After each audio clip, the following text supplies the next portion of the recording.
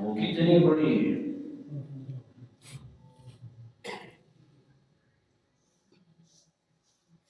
ہر شخص جانتا ہے کہ کسی چیز کی حجم کے چھوٹے یا بڑے ہونے کا اندازہ اس کی کیپیسٹی سے لگایا جاتا ہے. How much it contains, how much it contains.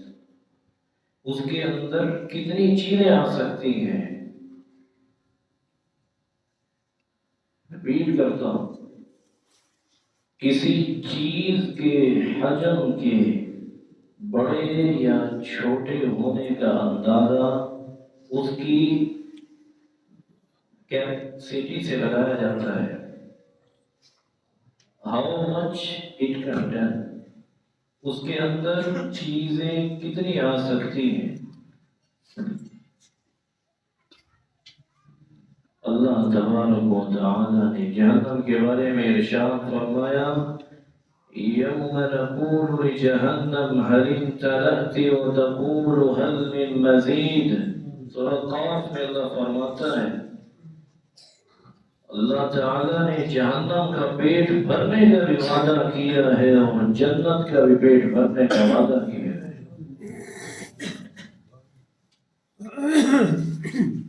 تو سارے طاغین، فاسقین، کافرین جہنم میں ڈالے جائیں گے اور اللہ ہر بار پوچھے گا هل امتلأت، بھر گئی؟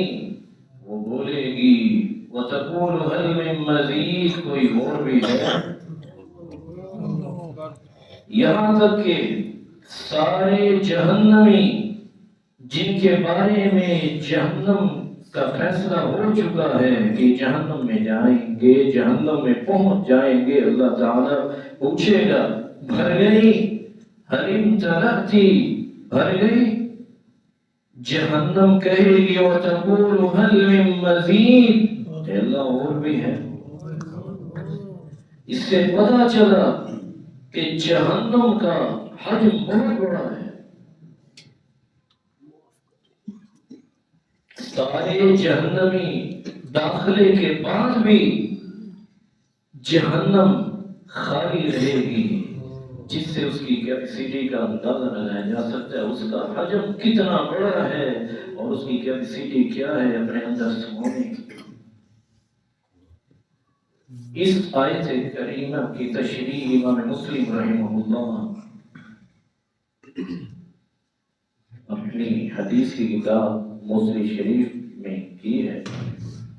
وعن انس بن مالک رضی اللہ عنہ عن النبي صلى الله عليه وسلم انه قال لا تزال جهنم يلقى فيها وتقول هل من مزيد حتى يضع رب العزة في قدمه.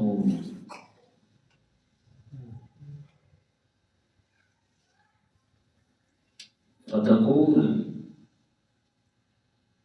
حتى يضع رب العزة فيها قدمه فينذبي بعضها إلى بعض وتقول قد بعزتك وكرمك.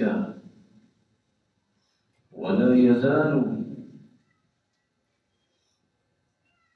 في الجنة فضل حتى ينشئ الله لا خلقا آخر فيسكنهم فضل الجنة. رواه مسلم في كتاب الجنة وصفة نعيمها.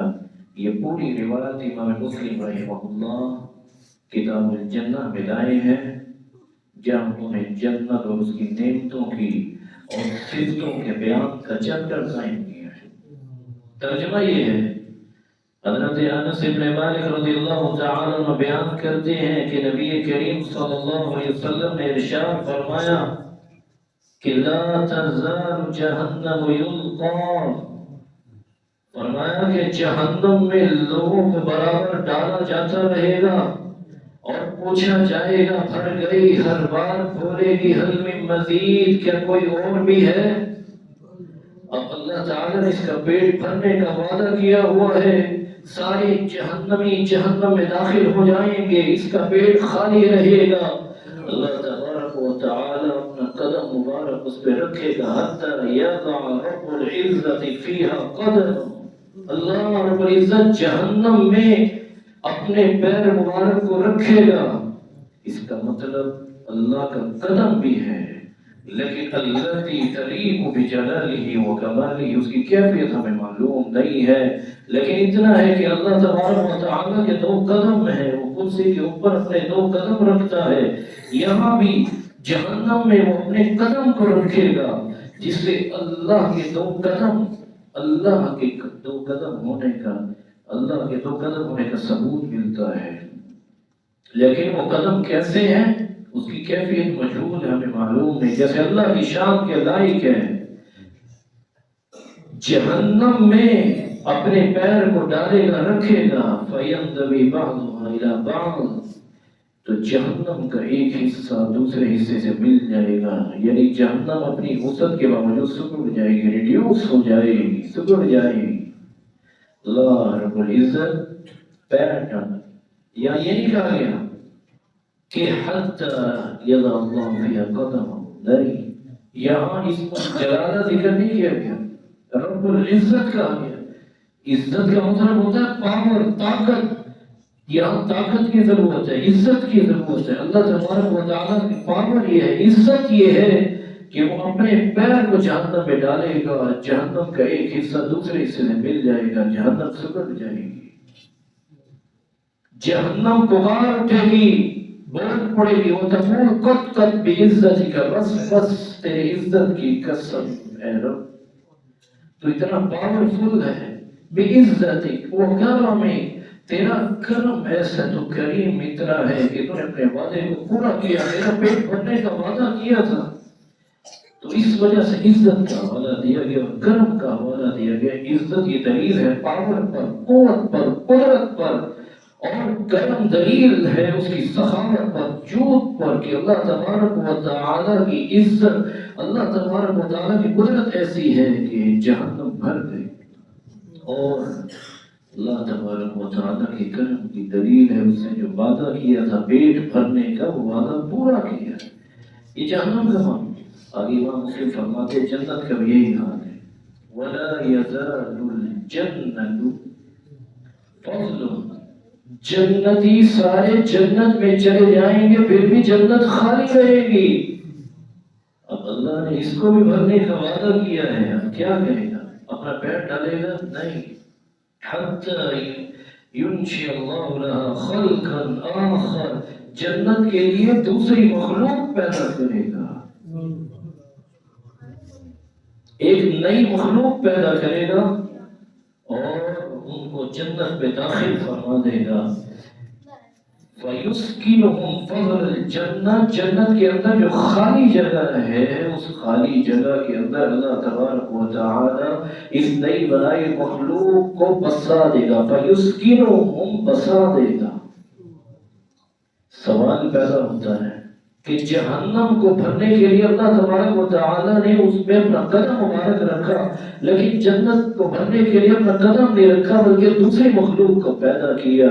یہ بھی اللہ تبارک و تعالی کی رحمت کی دلیل ہے، اس لیے کہ جہنم بھری نہیں تو اس کے لیے دوسری مخلوق کو پیدا کرنا بھرنے کے لیے اللہ تبارک و تعالی کی رحمت کے خلاف تھا کہ ایک مخلوق جس نے کوئی گناہ نہیں کیا، بلا وجہ اور بلا سبب اللہ تبارک و تعالیٰ اس کو جہنم میں ڈال رہا ہے، اللہ تبارک و تعالیٰ کی رحمت کے خلاف ہے، یہ اس کے رحم کے خلاف تھا، اس لیے اللہ تبارک و تعالیٰ نے دوسری مخلوق کو پیدا کر کے اس میں نہیں ڈالا بلکہ اپنا پیر رکھا، جہنم بھر گئی، سکڑ گئی، اور جہاں رہا جنت کا معاملہ، ایک ہے عدل اور ایک ہے فضل، اس لیے امام مسلم رحمہ اللہ فضل لائے ہیں، فضل لائے، فضل میں اور عدل میں فرق ہے۔ جیسا کہ آپ نے دو آدمیوں کو کام پر رکھا ہے اور کہا کہ 10 بجے سے لے کر 4 بجے تک دونوں کو ایک ہی کام کرنا ہے،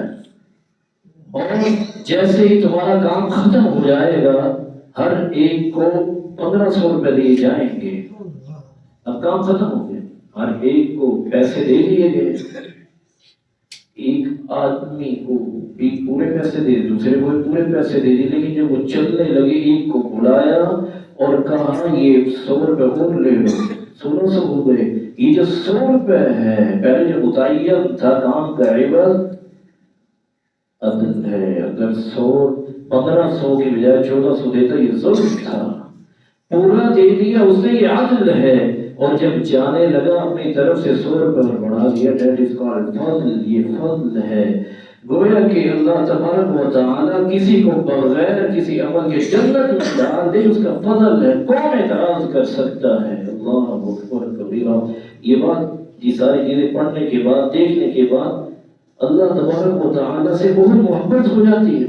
ہم تو محبت کر بیٹھے ہیں، اللہ تبارک و تعالی کا فضل ہے۔ آدمی کا دل اس کی محبت سے معمور ہو جائے، اپنی مخلوق سے رب تعالی کتنی محبت فرماتا ہے، ایک نئی مخلوق پیدا کر کے فضل کرتے ہوئے بغیر کسی عمل کے اللہ تبارک و تعالی اس کو جنت میں ڈال رہا ہے۔ ایسے ہی اللہ تبارک و تعالی کسی کو بغیر کسی عمل کے جنت میں ڈالے، کون سوال کر سکتا ہے؟ کوئی سوال نہیں کر سکتا۔ اس لیے امام مسلم رحمہ اللہ جنت کے بارے میں فضل بتلا رہے ہیں، وَلَا يَزَالُ بِالْجَنَّةِ فَضْلٌ، جنت میں برابر خالی جگہ رہے گی۔ اللہ تبارک و تعالی دوسری مخلوق کو پیدا کرے گا اور خالی جگہ پر دوسری مخلوق کو داخل کر دے گا اس جگہ جنت میں۔ اس حدیث پاک میں جنت کی وسعت کا اندازہ ہوا اور جنت کی وسعت کا اندازہ ہوا، دونوں وسیع ہیں اور دونوں کی کیپیسٹی کا اندازہ ہوتا ہے کہ کتنے آدمیوں کو اپنے اندر لے سکتے ہیں۔ کتنے آدمی حضرت آدم علیہ السلام کے دور سے پیدا ہوئے اور قیامت تک کتنے پیدا ہوتے رہیں گے، اس میں کچھ کافر ہیں، کچھ مومن ہیں، کوئی جنتی ہے، کوئی جہنمی ہے۔ جنتیوں کو جنت میں داخل کرنے کے بعد، جہنمیوں کو جہنم میں داخل کرنے کے بعد نہ جنت بھرے گی نہ جہنم بھرے گی۔ یہ اس کی وسعت کا بیان ہے، یہ جنت اور جہنم کتنی وسیع ہے۔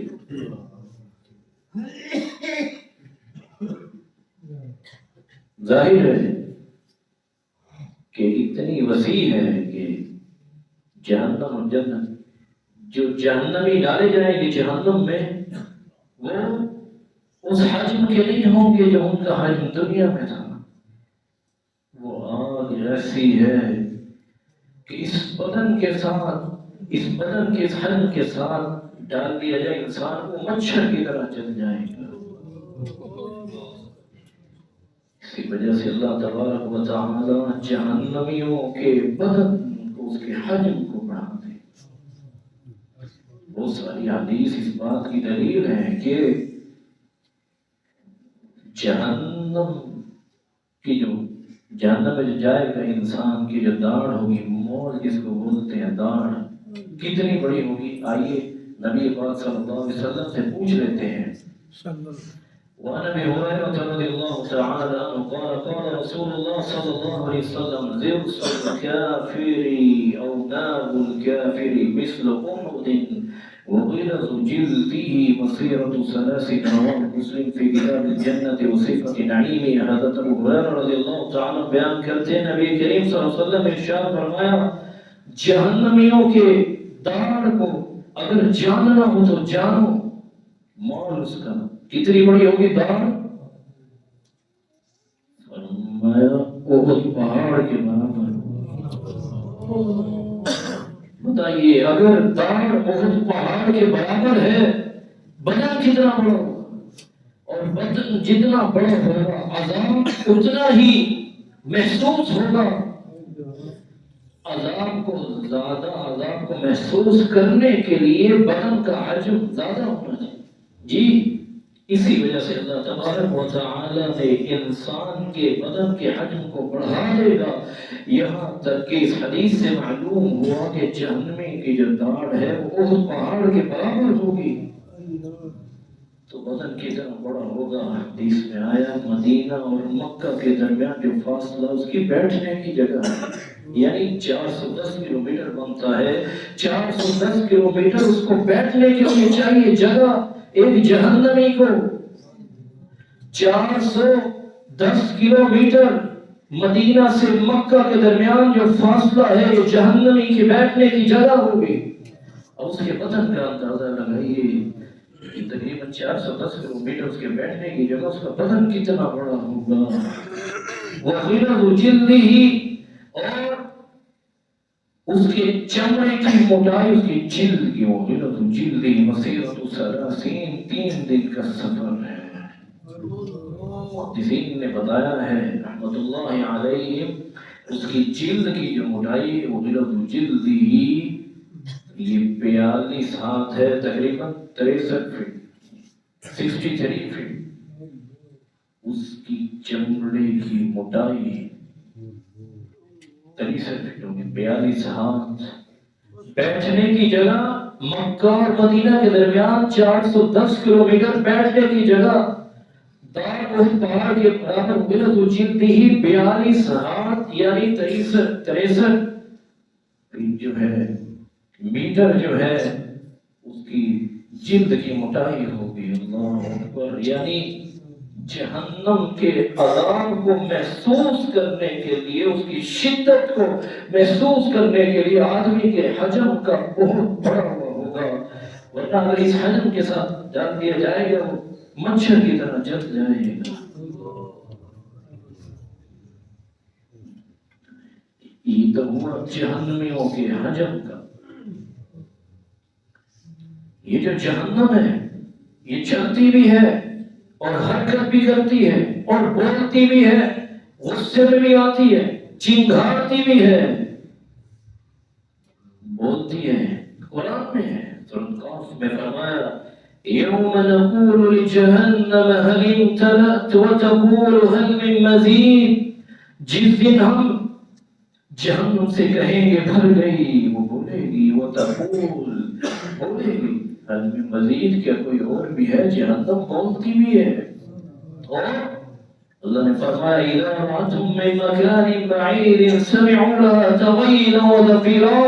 دور سے جب وہ جہنمیوں کو دیکھے گی، اللہ کا قرآن کہتا ہے بھوکی کھانا چاہیے نا اسے، اور جو جتنا بھوکا ہوتا ہے اتنا زیادہ اس کو غصہ آتا ہے، اتنا ہی زیادہ زور سے چلاتا ہے لاؤ جلدی. اذا رأتهم من مكان بعيد، جب دور سے وہ دیکھے گی جہنم، یہ تو میری خوراک ہے، غصے میں آ جائے گی. تغیر غصے میں آ جائے گی، چنگھائے گی زور سے لاؤ جلدی. اذا رأتهم من مكان بعيد سمعوا لها تغيظا وزفيرا. اس کا غصہ دیکھیں گے آپ اور اسی طرح اس کی چنگھاڑ دیکھیں گے. غصے میں آتا ہے آدمی زور سے، تغیظ کو پہلے آ گیا، زفیر کو بعد میں، غصے میں آ جائے گی اور داڑے گی جلدی سے میری خوراک میرے پیٹ میں داخل کی جائے. گویا کہ وہ بولتی بھی ہے، غصہ بھی کرتی ہے اور چنگھاڑتی بھی ہے اور حرکت بھی کرتی ہے ایک جگہ سے دوسری جگہ. دلیل یہ حدیث پاک میں ہے. وعن عبد الله رضي الله تعالى عنه قال قال رسول الله صلى الله عليه وسلم يؤتى بجهنم يومئذ لها 70,000 زمام مع كل زمام 70,000 ملك يجرونها. رواه مسلم في كتاب الجنة وصفة نعيمها. حضرت ابو ہریرہ رضی اللہ عنہ بیان کرتے ہیں حضرت عبداللہ رضی اللہ عنہ کہ نبی کریم صلی اللہ علیہ وسلم نے فرمایا یؤتی بجہنم، جہنم کو اس دن لایا جائے گا. لایا جانے کا کیا مطلب ہے؟ وہ وہاں ہے، اس کو لایا جائے گا. یؤتی بجہنم یومئذ، اس دن جہنم کو لایا جائے گا. کہیں ہے اس کو وہاں سے لایا جائے گا. اس کا مطلب یہ ہوا جہنم حرکت بھی کرتی ہے، بولتی ہے، چنگھاڑتی ہے، غصے میں آتی ہے اور حرکت بھی کرتی ہے. اور کیسے لایا جاتا ہے اس کو؟ لہا 70,000 زمام، 70,000 لگامیں ہوں گی اس کی، اور ہر ایک لگام کو 70,000 فرشتے تھامے ہوئے ہوں گے. ایک فرشتہ ایسا اگر زمین پر پاؤں مار دے پوری زمین کا بیلنس بگڑ جائے. نور کے بارے روشنی کی رفتار معلوم ہے. فرشتہ نور سے بنا ہوا ہے. اگر ایک فرشتہ زمین پر پیر مار دے زمین کا نظام دھرم ہو جائے.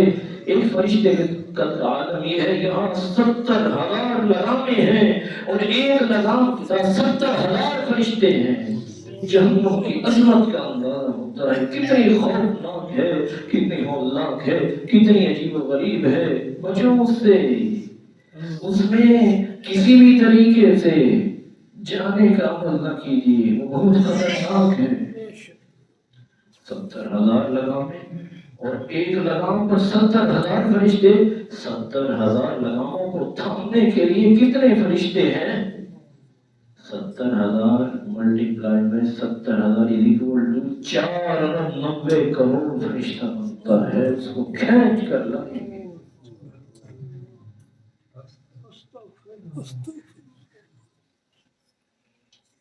اس میں جو جانے والے ہیں ان کی زندگی کیسے ہوگی؟ حدیث میں آتا ہے وعن عبد الله بن عمر رضي الله تعالى عنهما قال قال رسول الله صلى الله عليه وسلم إذا سار أهل الجنة إلى الجنة وأهل النار إلى النار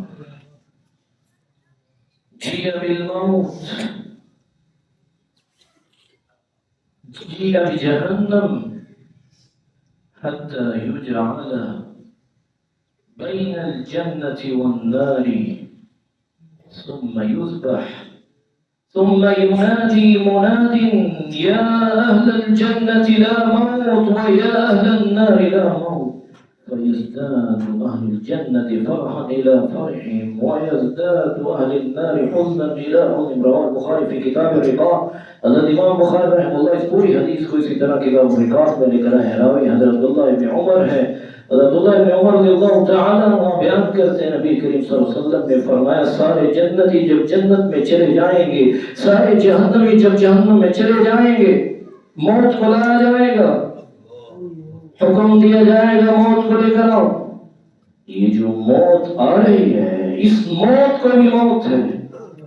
اللہ اکبر کبیرہ. موت آ رہی, موت, یہ موت کو بھی موت ہے. روح کو نکالنے والا فرشتہ ہے, وہ ملک الموت ہے, وہ موت نہیں ہے, وہ ملک الموت ہے. قل يتوفاكم ملك الموت الذي وكل بكم ثم إلى ربكم ترجعون. فرشتہ ہے اور اس کے ساتھی ہیں جو جان نکالنے کے لیے آتے ہیں, جو موت دینے کے لیے آتے ہیں. یہ موت نہیں ہے, یہ ملائکۃ الموت ہے, موت کا فرشتہ ہے وہ اور اس کے ساتھی ہیں, یہ موت نہیں ہے. اور وہ روح جو نکالی گئی ہے امر ربی ہے. What is موت؟ موت کیا ہے؟ ایک راز ہے جس کے اوپر پردہ پڑا ہوا ہے, وہ قیامت کے دن دیکھا جائے گا. ابھی ہم لوگ موت کو نہیں دیکھ رہے. اللہ تبارک و تعالی حکم دے گا کہ موت کو حاضر کیا جائے, موت کو حاضر کیا جائے گا اور اس وقت بھی ہم اس کی حقیقت نہیں جان سکیں گے, اس لیے کہ وہ کبش املہ کی شکل میں لائی جائے گی. کبش املہ ملیح مینڈا, جو مینڈا جو ہم لوگ ذبح کرتے ہیں بقرہ عید کے مینڈا, اور کیسا ہوگا؟ سیاہی مائل ہوگا. سوال یہ ہے اس شکل میں مینڈے کو کیوں لایا جائے گا؟ اس لیے کہ ملی کس کو کہتے ہیں؟ ملی رنگ سفید ہو اور کالا ہو, سفید اور کالا.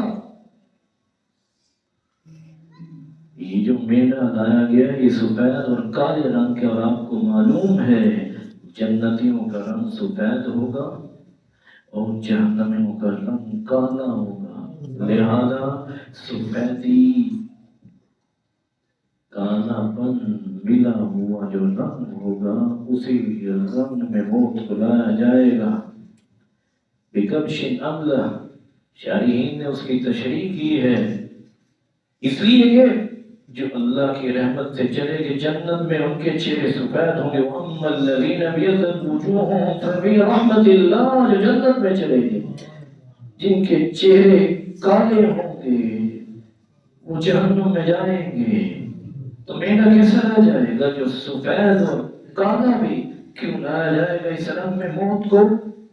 اس لیے کہ جنتیوں کے چہرے سفید ہوں گے اور جہنمیوں کے چہرے کالے ہوں گے. کالے اور سفید کے مکسچر والے رنگ میں موت کو لایا جائے گا. اس وقت بھی ہم موت کی حقیقت کو نہیں سمجھیں گے، اس لیے کہ وہ میڈے کی شکل میں لائی جائے گی. ایک ہوتی شکل، ایک ہوتی چیز حقیقت، تو شکل میں لائی جائے گی. اس وقت بھی ہم موت کی حقیقت کو نہیں سمجھیں گے. وہ موت یہ راز ہے، سر ہے، اور پھر اسے ذبح کر دیا جائے گا. پہلے کہا جائے گا جنتیوں تم جنت کے بالا خانوں پر آ جاؤ، کنارے پر آ جاؤ. جہنمیوں سے کہا جائے گا تم جہنم کے کنارے پر آ جاؤ. اور اس کے بعد جب تم کناروں پر آ جائیں گے کس لیے بلائیں گے؟ کہاں آ جائے گا؟ پہچانتے ہو اس کو؟ پہچانتے ہو؟ پہچانتے ہو اس کو؟ اس وقت کہیں گے ہاں ہم پہچانتے ہیں، ہم پہچانتے ہیں اس کو. عجیب بات ہے، پہچانتے ہیں اس کو. اس لیے آپ لوگوں نے تو موت کا مزہ چکھا، اس لیے وہ پہچانتے ہیں. پہچانتے ہیں، حقیقت نہیں جانتے. ایک ہے جاننا، ایک ہے پہچاننا. ایک ہے علم، ایک ہے معرفت. فرق ہے دونوں میں. ہم پہچانتے ہیں اس کو، پہچانتے ہیں یہ موت ہے. کہا جائے گا اس کو ذبح کر دو، پھر اس کو ذبح کر دیا جائے گا. موت ختم. پھر آواز لگائی جائے گی اے جنتیوں، یا اہل الجنت لا موت و یا اہل النار لا موت. اب موت نہیں آئے گی، بس موت نہیں آئے گی. تو جنتی ان کی خوشی تو ہوگی، فرح الی فرح، خوشی در خوشی. یعنی ایک تو جنت میں جانے کی خوشی، دوسری خوشی اب موت نہیں آئے گی. اور جہنمیوں کی پریشانی اور جہنمیوں کا غم در غم میں تبدیل ہو جائے گا. اس لیے کہ وہ جگہ غم والی جگہ ہے. اور یہ کہا جائے گا موت نہیں ہے، غم در غم، غم پر غم.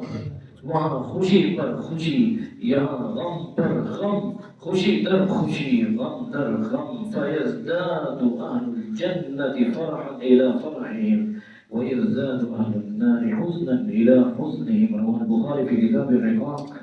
موت کو ذبح کر دیا جائے، موت ذبح کر دی گئی. ہمارا رب کس قدر قادر ہے، کس قدر قادر ہے. موت کو ذبح کر دیا، موت کو پیدا کیا. ظاہر بات ہے ہر پیدا ہونے والی چیز کو مرنا ہے. الذی خلق الموت، وہی ذات ہے جس نے موت کو پیدا کی ہے. وہ جو چیز مخلوق ہے اس کو تو مرنا ہی ہے، لہذا موت مخلوق ہے، اس کو بھی موت آنے والی ہے. کیسے رہے گی؟ جیسے بکرے کو ذبح کر دیا جاتا ہے، بکرا مر جاتا ہے. میڈے کو ذبح کر دیا جاتا ہے، میڈا مر جاتا ہے. ایسے ہی موت کو ذبح کر دیا جائے گا، موت مر جائے گی. موت کو بھی موت آ جائے گی. اللہ اکبر کبیرہ. یہ ہے اللہ. محبت کیجیے اللہ سے، جنت سے محبت کیجیے، اور دعا کر کے میرے رب مجھے اس جگہ مت بھیجنا، ایسا عمل نہ کرنے دینا، روک دینا. اس کی وجہ سے ہمیں جہنم میں جانا پڑے. یہ زندگی کیسی ہے وہاں؟ زندگی کہاں ہے وہاں؟ مر جائیں گے کہاں؟ موت کو ذبح کر دیا گیا ہے. نہ زندگی ہے نہ موت ہے. یہ کون سی کیفیت ہے؟ اللہ اکبر کبیرہ. ثم لا يموت فيها ولا يحيا. جہنمی جہنم میں نہ مرے گا نہ اس کو موت آئے گی. یہ کون سی کیفیت سے دو چار ہونے والے؟ موت کو تو ذبح کر دیا گیا ہے، مریں گے نہیں. لا يموت، اور زندگی بھی نہیں ہے، یہ زندہ بھی نہیں رہیں گے. تفسیرین نے اس کی تفسیر کی ہے، یہ مریں گے بھی نہیں اور زندہ بھی نہیں گے. کیسے؟ روح جو ہوتی ہے پھیلی ہوئی ہوتی ہے بدن میں، تبھی فرشتے تو کہتے ہیں چل نکل. یعنی پورے جسم میں پھیلی ہوئی ہوتی ہے اور اس کو کھینچتے ہیں اس کے بدن سے فرشتے روح کو. فرمایا گیا وَلَوْ تَرَى الظَّالِمُونَ فِي غَمَرَاتِ الْمَوْتِ وَالْمَلَائِكَةُ بَاسِطُو أَيْدِيهِمْ ہاتھ پھیلائیں گے ہاتھ پھیلائیں اپنے ہاتھوں میں پھیلائیں گے اخرجوا انفسکم نکال. مفسرین نے اس کی تفسیر کی ہے یہ جو فرشتہ ہے یہ اس قرض خواہ کی طرح ہے کہ قرض دار قرض دے نہیں دے رہا اور یہ قرض خواہ جو ہے بہت سخت گیر قسم کا ہے. کہتا ہے لا ابرح من مکان حتی آخذها میں یہاں سے ٹلوں گا نہیں تیرے گھر سے جب تک تو میرا قرض نہیں دیتا. چل نکال اخرجوا انفسکم. ایسے ہی فرشتے کہیں گے اس قرض خواہ کی طرح جو بڑا سخت گیر ہے قرض دار سے جو پیسے میں نے دیا اخرج الی مالی الی جو مال تیرے پاس ہے مجھے دے. ایسے فرشتے کہیں گے نکالو جلدی سے. یعنی روح پورے جسم میں پھیلی ہوئی ہے اس کو ایک جگہ سے پر لانا ہے کھینچ کر کے. کہتے ہیں روح نکل کر کے حنجرہ میں آتی ہے حلقوم میں آتی ہے اور یہ پورے بدن میں نہیں اور نکل بھی نہیں رہی اور اپنی جگہ پہ جا بھی نہیں رہی. تو ولا يموت فيها ولا يحيى. مفسرین کی تفسیر ہے اس لیے کہ روح پورے بدن میں ایک جگہ آ گئی کہاں حلقوم میں اور اس کے بعد نکل بھی نہیں رہی. نکل جائے تو موت اپنی جگہ پر چلی جائے تو زندگی ثم لا يموت فيها ولا يحيى. روح نکل کے حلقوم میں آ گئی ہے اور نکل بھی نہیں رہی. ثم لا يموت فيها ولا يحيى. جہنمیوں کو نہ موت ہوگی نہ زندگی ملے گی. پتہ نہیں وہ کس کیفیت سے دو چار ہوں گے.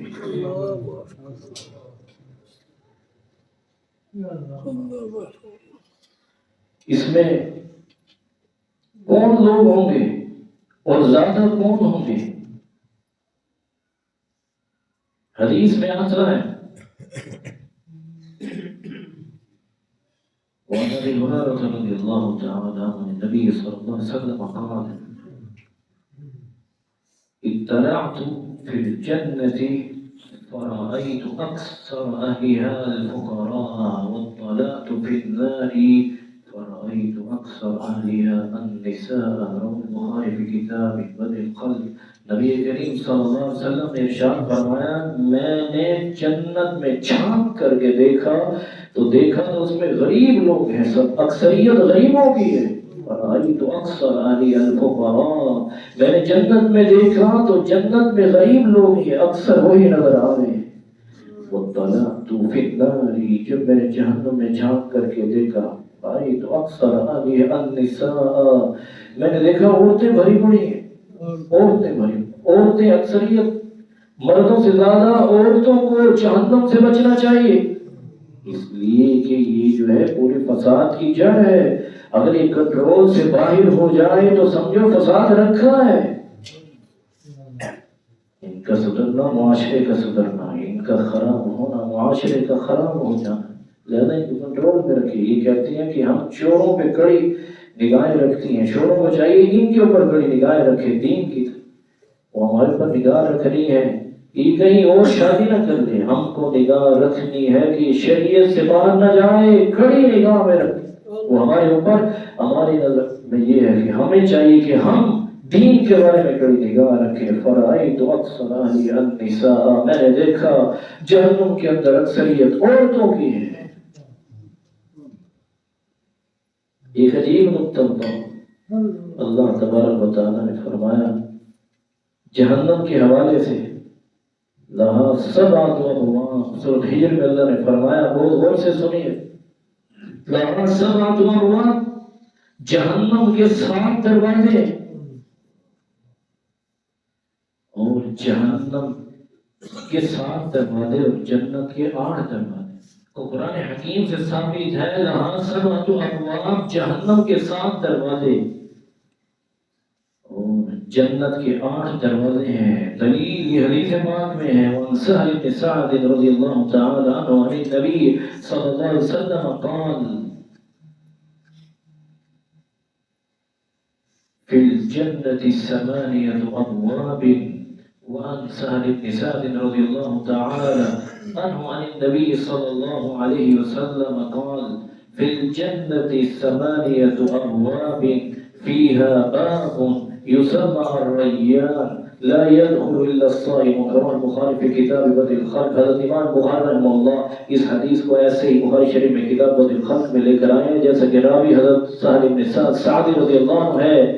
نبی کریم صلی اللہ علیہ وسلم نے ارشاد فرمایا جنت کے 8 دروازے، پھر جنت 8 ابواب، جنت کے 8 دروازے ہے، ساتھ ہی ایک دروازہ بڑھا دیا گیا، باب یسمى الریان، یہ اسپیشل دروازہ ہے. لا يدخل الا الصائمون، صرف روزے دار ہی داخل ہوں گے اس دروازے سے. جنت میں جانے والے روزے دار لوگ ہیں، یہ اسپیشل دروازہ ہے. 7 جہنم کے دروازے اور 7 جنت کے بھی تھے، لیکن ایک دروازہ بڑھا دیا گیا. پتہ یہ چلا یہ مہینہ اسپیشل مہینہ ہے. اللہ تبارک و تعالیٰ نے اس اسپیشل مہینے، اسپیشل عبادت کے لیے، اسپیشل عبادت کرنے والوں کے لیے اسپیشل دروازہ رکھا ہو. فیہا باب یسمى الریان. ریان کیوں کہا گیا ہے؟ ریان کا مطلب ہوتا ہے سیراب. آدمی بہت پیاسا ہو، اچھان ہو، اسے ریان بنانا ہو. اچھان میں نے بہت پیاسا، یعنی پیاس کی ڈگری اتنی ہے کہ وہ مرنے والا ہے. اب ظاہر ہے اب اس کا پیٹ بھرنا ہے پانی سے تو آسودہ ہو جائے پیاس سے.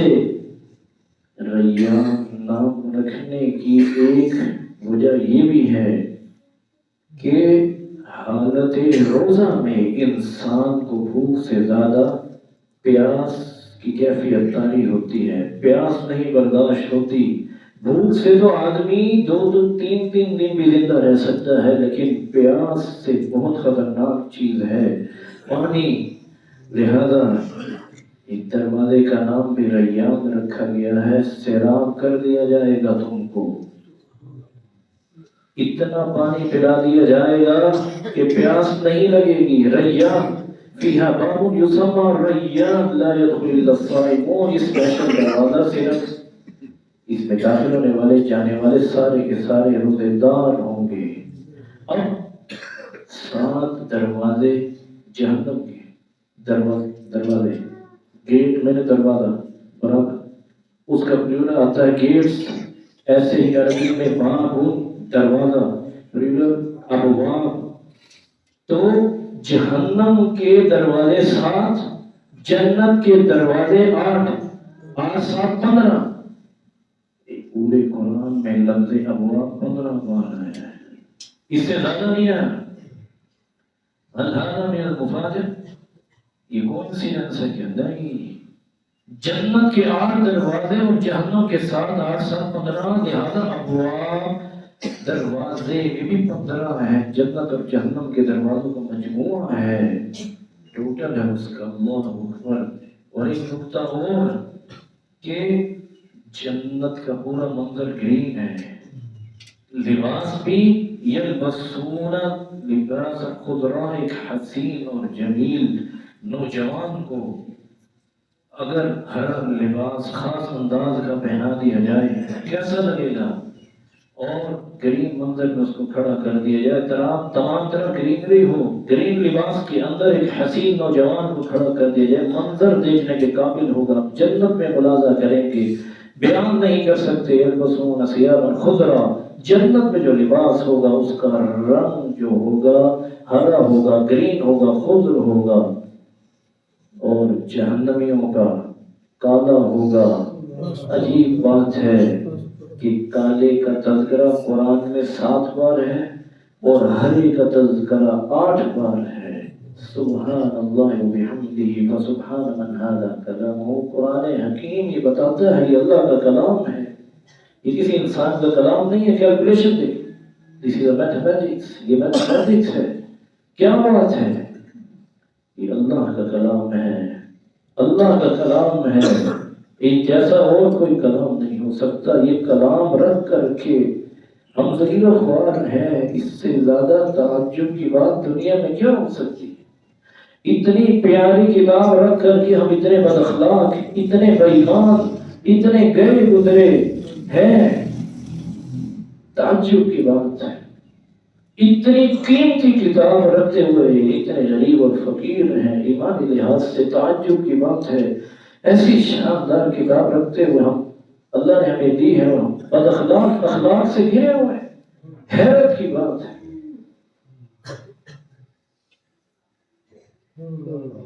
وقت ہو گیا ہے، تفصیل ہے اس کے اندر، جتنا بیان کر دیا گیا. اب بچنا ہے اس سے، کیا کریں؟ اس سے بچ کر کے جانا ہے تو جانا کہاں ہے؟ اللہ نے فرمایا ہے فَأَمَّا مَنْ طَغَىٰ وَآثَرَ الْحَيَاةَ الدُّنْيَا فَإِنَّ الْجَحِيمَ هِيَ الْمَأْوَىٰ.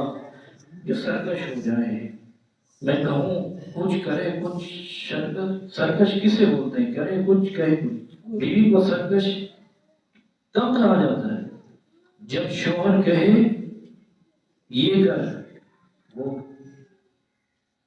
وہ کہے یہ کر. ایک عورت کی عادت تھی، شوہر تو الٹا کرتی تھی. شوہر کا ایک دفعہ سیلاب آیا، آخری بات کر کے بات ختم کریں گے، اس طرف سے اس طرف جانا تھا. اب عورت پریشان ہے کہ میں اگر بغیر کسی سہارے کے اگر میں داخل ہوتی ہوں ندی میں تو ڈوب جاؤں گی. تو دیکھا کہ بھینس آ رہی ہے، بھینس کی دم پکڑ لی اس نے، دم پکڑ لی، بھینس چلی جائے. شوہر نے دیکھا اور کہا کہ پکڑے رہنا دم. اس نے چھوڑ دیا، اس نے الٹا کر دیا. اس کو کہتے ہیں سرکش، سرکش ہونا. فَأَمَّا مَنْ طَغَىٰ، جو سرکش ہو گیا. رب تعالیٰ کہے کچھ اور وہ کرے کچھ. That is طغیان.